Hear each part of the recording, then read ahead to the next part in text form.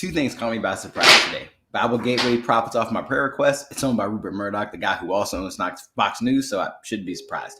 And the Poor People's Campaign, co-chaired by Reverend William Barber and Liz Theo Harris from Union Theological Seminary, gathering in D.C. That's happening on June 18th, 2022. No surprise there either. Our country's commitment to capitalism on everything and the reality that resistance to this has always existed too. The most important question I need to answer as an emotionally healthy activist is, what do I want? So let's talk about it. My name is Jonathan. I'm on staff within Varsity. My kid's back there. And this is EHA Daily.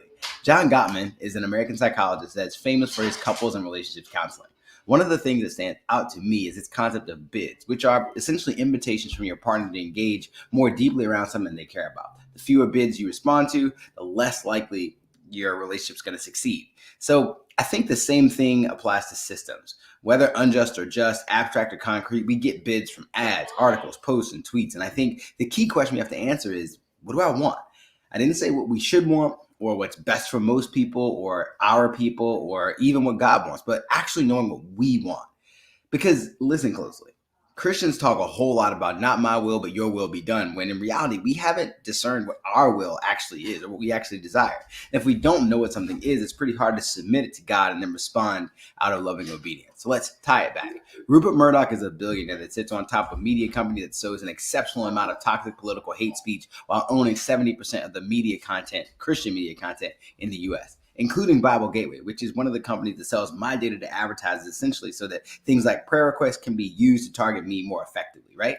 I don't want anything I'm doing to enrich that company or that person. So I'll use a different app or I'll just write it on a piece of paper or read a paper Bible.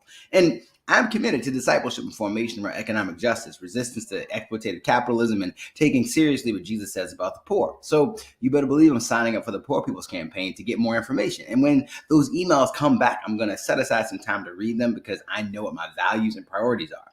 See, in session 7 of the Emotionally Healthy Activist course, the question of what do I want is important because if we don't know what motivates us, what drives us, if we can't define our hopes and goals in every bid that comes our way from an article about something you care about deeply, like me with the Poor People's Campaign, or something that's deeply disturbing, like the mining of my prayer requests to selling more products, right?